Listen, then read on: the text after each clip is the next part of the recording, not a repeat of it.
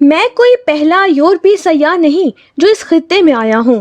سب سے پہلا کٹی سیاح تھا جو ایران سے بلوچستان کے راستے اس علاقے میں آیا تھا۔ میں تو سیدھا جہاز کے ذریعے اسلام آباد آیا ہوں۔ کٹی سیاح 5ویں صدی قبل مسیح میں سکندر اعظم سے بہت پہلے آیا تھا۔ میں پہلوان اعظم گنڈا پور کے جلوس کی اسلام آباد مراجت سے تھوڑا پہلے آیا ہوں۔ کٹی سیاح کو بلوچستان کے صحراؤں سے گزر کر آنا پڑا اور اس نے اپنی یادداشتوں میں لکھا کہ دریائے سندھ میں مگرمچھوں کا راج تھا، ارد گرد ہاتھی اور بندر رہتے تھے، یہاں کے طوطے فرفر ہندوستانی زبان بولتے تھے۔ اس نے کوبرا، سانپ اور برگد کے بڑے بڑے درختوں کا ذکر بھی کیا ہے۔ کیٹی سیاز نے لکھا ہے کہ اس خطے میں انسانوں کی بونی نسل چلتی پھرتی نظر آتی ہے۔ 2500 سال گزرنے کے بعد جسمانی کوہ کامتی تو کم ہو گئی ہے مگر کردار کے بونوں کی اب بھی اکثریت ہے۔ کیٹی سیاز نے لکھا کہ یہاں انسانوں کی ایسی نسل بھی آباد ہے جو سیدھی زبان میں بات نہیں کرتی بلکہ جانوروں کی طرح غراتی ہے۔ 2500 سال گزر گئے مگر ابھی ایسی نسل موجود ہے جو غراتی ہے، گالیاں بکتی ہے، لڑائی پر اتر آتی ہے۔ تہذیب اور انسانی شعور نے اس نسل کا کچھ نہیں بگاڑا۔ کیٹی سیاز نے ایک اور انسانی نسل کا بھی نمائندہ طور پر ذکر کیا ہے جس کے کان اتنے بڑے بڑے ہیں کہ وہ ان کانوں کو اپنے نیچے بچھا کر رات انہی پر سو جاتی ہے۔ 2000 سے زائد سال کا عرصہ گزرنے کے بعد اب اتنے بڑے کان تو کہیں نظر نہیں آتے مگر بہت سے کانوں میں سیسا بھرا ہوا ضرور نظر آتا ہے۔ خاص کر اہل اقتدار اور طاقتور طبقوں تک عام لوگوں کی آواز بالکل نہیں پہنچتی۔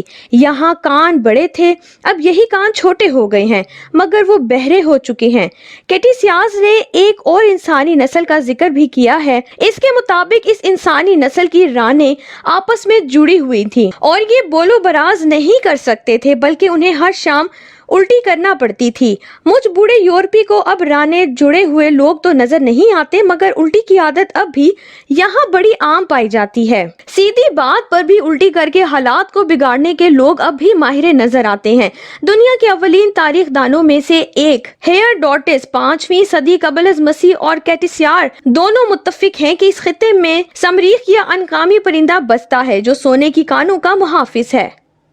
سمریخ مجھ بوڑھے یورپی کو کہیں نظر نہیں آئے مگر سونے دولت کی تجوریوں کے بڑے بڑے انسانی محافظ ہر شہر میں پائے جاتے ہیں۔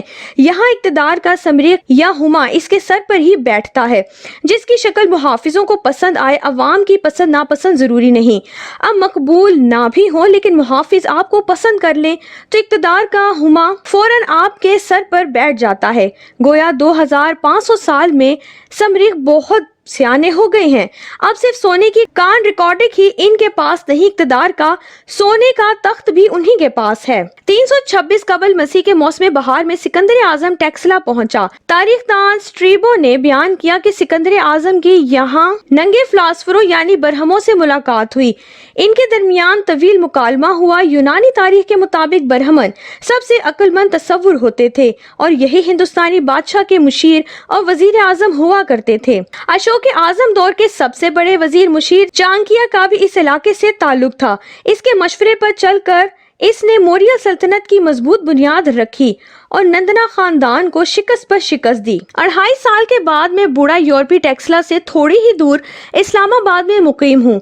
آج یہاں ننگے برہمن اور بڑے فلاسفر تو کہیں نظر نہیں آتے۔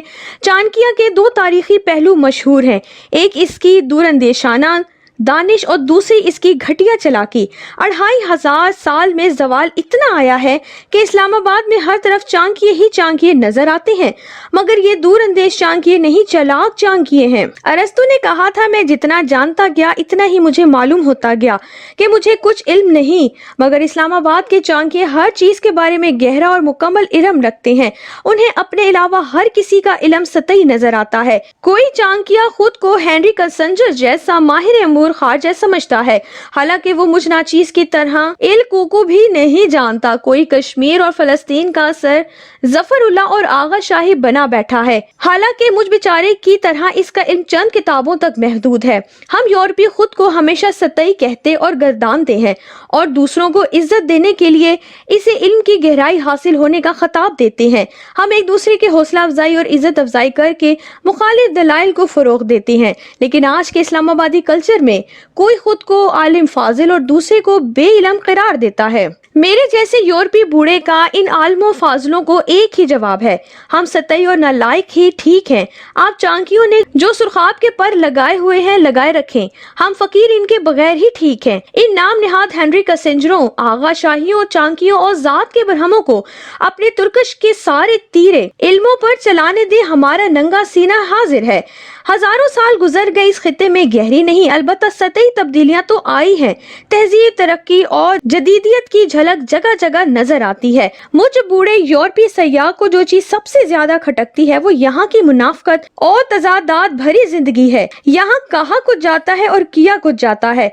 यूरोप में झूठ का वजूद तक नहीं, मगर यहाँ झूठ का राज है।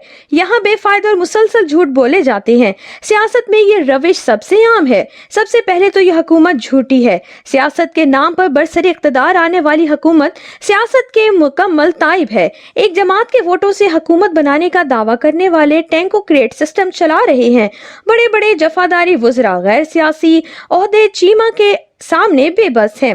ब्यूरोक्रेसी और वजीर आजम सेक्रेटरीट का मुकम्मल कंट्रोल वजीर आजम के लाडले अहद चीमा के पास है। शहबाज शरीफ बेचारे तो इख्तियार इस्तेमाल नहीं करते, मगर इनके लाडले मुशीर सुपर वजीर आजम बने हुए हैं। 2-3 वुज़रा ने मुझे बताया कि इनके हर काम में अहमद चीमा रुकावटें डालते हैं। आजकल वो वजीर आजम के शरीफ और नफ्स प्रिंसिपल सेक्रेटरी असद गिलानी को बदलने के दर पे हैं। देखें वो अपनी इस कोशिश में कामयाब होते हैं या नहीं। कछुए जैसी चाल चलने वाले शहबाज हुकूमत की स्पीड तेज न होने की वजह से यही टेक्नोक्रेसी है। हुकूमत सियासी नहीं होगी तो सियासत कैसे करेगी। दूसरी तरफ बड़ी ऑपोजिशन पार्टी भी झूठ पर झूठ बोलती है। उन्हें मान लेना चाहिए कि वो फौजी बगावत के ख्वाहिशमंद हैं। कोशिश के बावजूद नाकाम हुए। अदालतों और जजों के जरिए सियासी तब्दीली चाहते थे, बुरी तरह नाकाम हुए।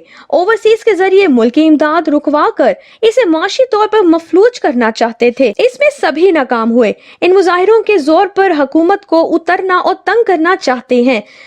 इसमें भी सवाए इंतशार के किसी बड़ी कामयाबी का इम्कान नहीं। मुझ बूढ़े यूरोपी को समझ नहीं आती कि कप्तान खान पुरअमन जमहूरी जिद्दोजहद और इत्तेहादों की सियासत की तरफ क्यों नहीं आते। अब तो आग और पानी यानी जमात इस्लामी और बिलावल भुट्टो मिलकर फलस्तीन पर जुल्म के खिलाफ आवाज बुलंद कर रहे हैं। पीटीआई क्यों तासुब का बुत तोड़कर दूसरी जमातों को गले नहीं लगाती। किताब के बेशतर तारीखी हवाले रिचर्ड स्टोन मैन की किताब अलेक्जेंडर द ग्रेट से लिए गए हैं।